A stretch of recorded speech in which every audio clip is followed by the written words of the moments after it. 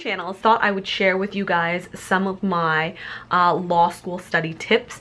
And these tips are kind of basic knowledge, I think, for a lot of people, but in the rare case that maybe you are first year or someone who is just getting into the study of law, you may find these reading tips helpful or random tips helpful for whatever reason. So yeah, I've basically just collected a bunch of random clips. I haven't uploaded them, I haven't edited them yet, but I've collected a bunch of clips of when I was studying, and it's basically me holding the camera showing you guys my papers and certain readings that I was doing, and small little tips that just came to my mind at the moment, because it's actually what I was doing. I was actively, for example, outlining an article and annotating my notes into simplified notes onto the laptop, and how I make laptop notes and how to create indents and all that pretty stuff for final class notes. So it's a lot of really basic techniques, basic study techniques, but I think for someone who has no idea what they're getting into and needs a little bit of guidance, this would be helpful. So yeah, this is going to be my intro video to all those random clips, and I apologize if some of the things are not as straightforward and not very clear as to what I'm saying, because obviously I was studying at the same time I was trying to film these small little study tip clips, so it probably wasn't as fluid as if I were to sit here right now and continuously film clips that add up to each other, if that makes any sense, because they're all filmed on a long time span. So hopefully I'll be able to edit this together into a clear and concise sort of video.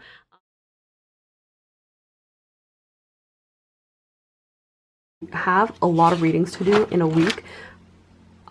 Basically what I like to do is I peruse through them really quickly and just highlight the key points, as I did in this article right here. And generally, if you look in your class syllabus, it'll tell you kind of what the topic is that is being covered, and you want to focus your analytical abilities when reading articles to always conclude on the topic that you are studying. So I don't really know how to explain that, but basically all these readings that I did here is all on one topic, and I had so many readings to do, so basically I just rushed through all the readings, speed read everything. I was speed reading everything and just highlighted everything. And now that I have a moment's time and in preparation for final notes, I want to go through and refresh my memory on what I already read and what I already absorbed with my fast reading, and most of it is in the subconscious, but to really define and learn everything back and have it on paper, I summarize and write it down in some notes. So that's another tip. After I summarize my notes from readings, I just throw the notes right in, pop it in right in between the actual text, so that all my notes and everything are very well organized. And someone also commented down below that an iPad Pro is better. Yes, number one, if you have the money, and number two, if you're doing a closed book exam that requires memorization. But if you're doing an open book exam, this method is perfect for that purpose, because everything is organized and you can just bring everything in a consolidated form, easy to find everything. So yeah, that's why I was sharing my discount system. So if you are into the digitalized versions for memorization methods of exams, then by all means, that is probably more convenient than lugging around a big ass book. But if you're doing open book exams, this system is more preferable for those taking open book exams where you have to bring in all your materials. So that's that. Yeah.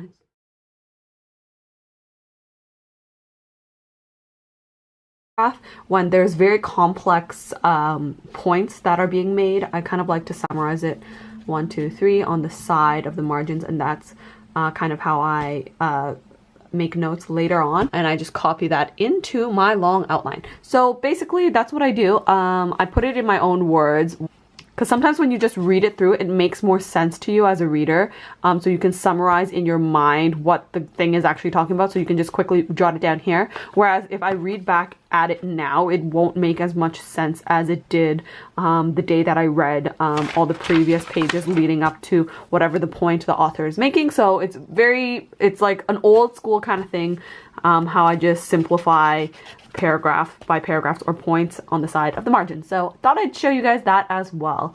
It's probably really basic. Probably a lot of people have done this in the past, but for those of you who are really, really lost. I hope this helps. And that's kind of how I summarize articles, and yeah. Okay, tip number 3, how I create my long outline. Okay, so now that I've sped read everything and highlighted, I can go ahead and annotate if time permits. I annotate either during the speed reading or afterwards to summarize articles and readings into notes. And at this point, you've probably attended the lectures, so you have a pretty clear sense of what needs to be known for the exam. And the final stage is to outline your notes and create what I like to call a long outline.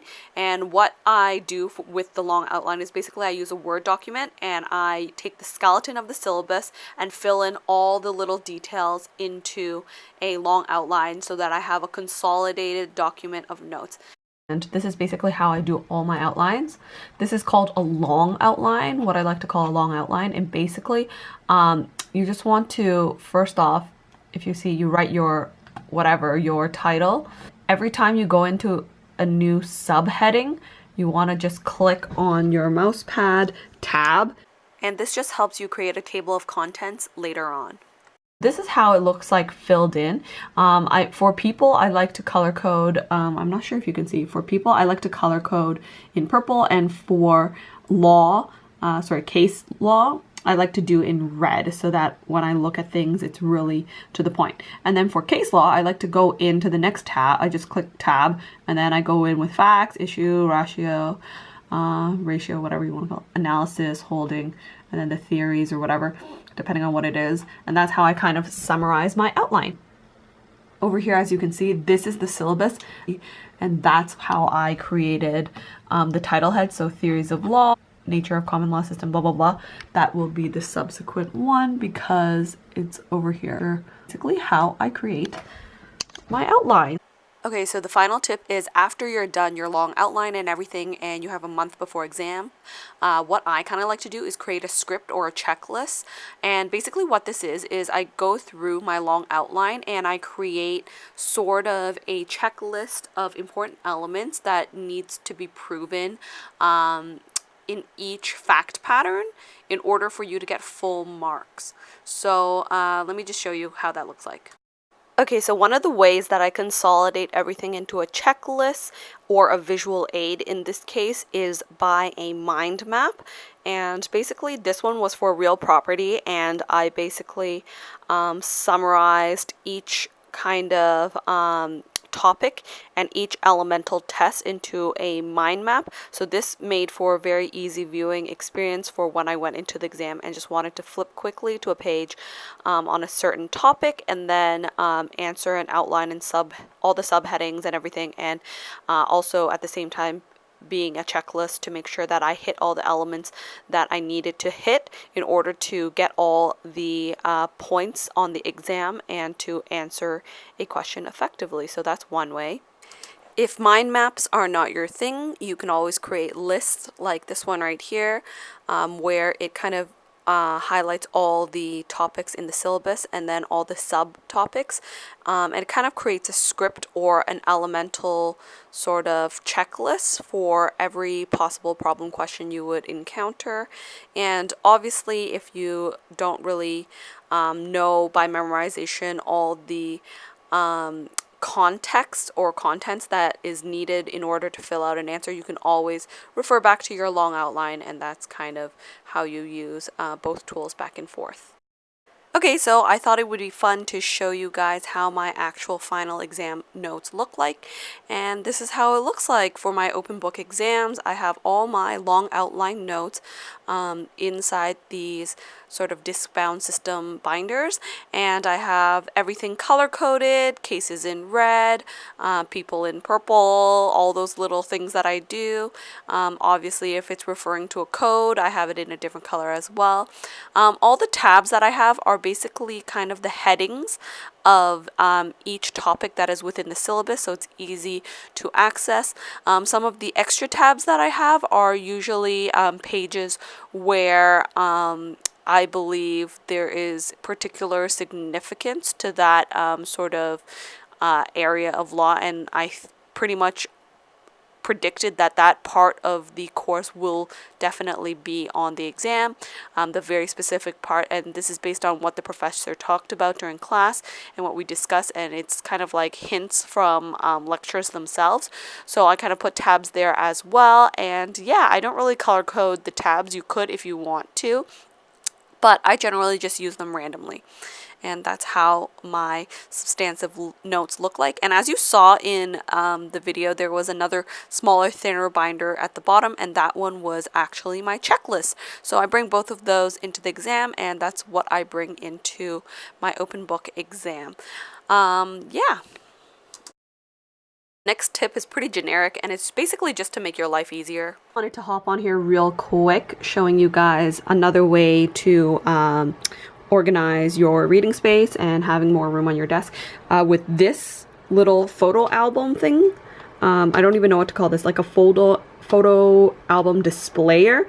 This essentially is this right here, a bent piece of metal, and I purchased this at the dollar store, and this was only $1. I bought 2 of them just in case if I had a bigger book so I can stack them together. Yeah, this is another system. Studying tools and stuff does not have to be very expensive. Just wanted to put that out there because I did link a book stand in a previous video when I was giving out law school study tips, and maybe some of you guys are on an even crazier budget than other law students and can't really afford like a $20 book stand or like a $12 book stand. But here's the $1 option. So be creative. Just look out for things wherever you go, and you can always find a solution to your problem. So that's that. Best purchase as of late, this $4 lamp thing that I found at the dollar store, which comes with a touch screen. It has 3 settings for lights. So yeah, check it out at your local dollar store. Amazing. And if anyone was wondering, this is the packaging it comes in. Amazing. It also folds up so you can put this in your backpack, and it's like super portable. Oh, this is like honestly the best thing I bought like in a long time. Wow. And the reason for that portable light is because I went on vacation. As you can see, I'm on a cruise ship during a exams period. And yeah, I thought it would be a good idea to bring some lighting with me just in case the accommodations I had didn't have good enough lighting. That's basically it. Thank you guys so much for watching. That's the end of the video. It's been pretty long anyways. And yeah, so remember to subscribe for more videos. Hit the notification button so you can be notified whenever I upload new videos. That's just right beside the subscribe button. You just click down and click the little bell icon. And yeah, that's that. And I'll see you guys in my next video. Also, if you guys have any requests or anything, please leave it down in the comments below, and I'll definitely get to it when I can. Okay, bye.